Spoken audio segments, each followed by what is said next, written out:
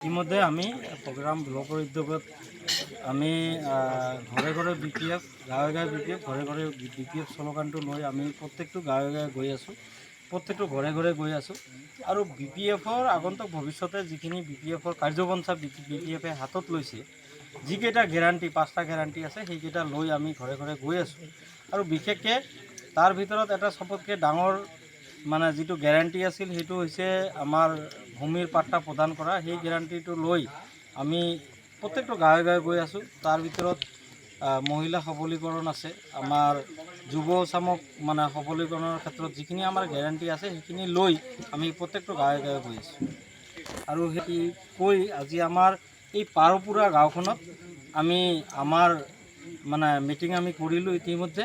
কিন্তু এই পাৰপুৰা গাঁওখনত আহি মই মানে খুবেই দুখ লগা, ইয়াতে বহুত জটিল জটিল সমস্যা আছিল।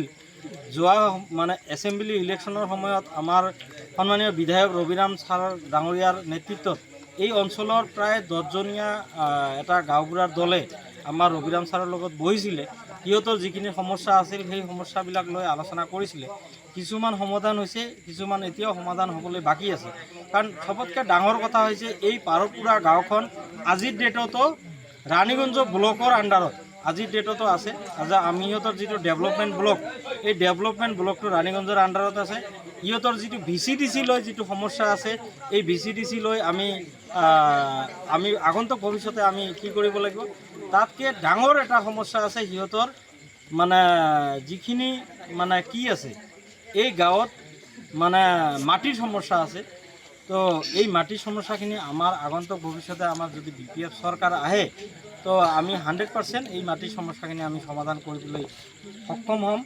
তো এইখিনিয়ে পথৰ সমস্যাটো হয়, এইটো পথৰ সমস্যাটো আজিৰ ডেটত যেনেকুৱা পথ আছে সিহঁতে এটলিষ্ট চলিব পাৰে, কিন্তু মাটিৰ সমস্যাটো ভূমিৰ সমস্যাটো সিহঁতে আগস্থান দিব বিচাৰিছে আৰু সেইটো আমি আলোচনা কৰিছোঁ। আমি ইতিমধ্যে ফকীৰাগাৰাম ব্লকৰ আণ্ডাৰত যিখিনি আমাৰ প্ৰাইমাৰী আছে, বুথ আছে, আমি চবকে ইতিমধ্যে আমি নিৰ্দেশ দিছোঁ যে নিজৰ নিজৰ এৰিয়াত কিমান মছজিদ মানে খাচমাটিত আছে, কিমান মন্দিৰ খাচমাটিত আছে, কিমান মানুহ খাচমাটিত আছে, কিমান দাগ নম্বৰত আছে, এইখিনি তথ্য আমি আগতীয়াকৈ আমি সাজু কৰিছোঁ। আমাৰ দলৰ শীৰ্ষ নেতৃত্ব ইতিমধ্যে আমাক অৰ্ডাৰ দিছে যে আমি এইখিনি তথ্য আমি ৰেডি কৰি ল'ব লাগে। আমি চৰকাৰ অহাৰ লগে লগে, আমাৰ হাগ্ৰামা মহিলাৰী ডাঙৰীয়াৰ চৰকাৰ অহাৰ লগে লগে আমি এইখিনি কাম ষ্টাৰ্ট কৰিম। গতিকে এইখিনি কাম ষ্টাৰ্ট কৰিবৰ কাৰণে আমাৰ তথ্যখিনি আমাৰ হাতত লাগিল। গতিকে ইতিমধ্যে এইখিনি কাম কৰাৰ কাৰণে আমি প্ৰস্তুতি লৈছোঁ আৰু কামখিনি আমাৰ চলি আছে। যিকোনো খবৰৰ বাবে যোগাযোগ কৰক 7099017330 লগতে 7099017110 নম্বৰত।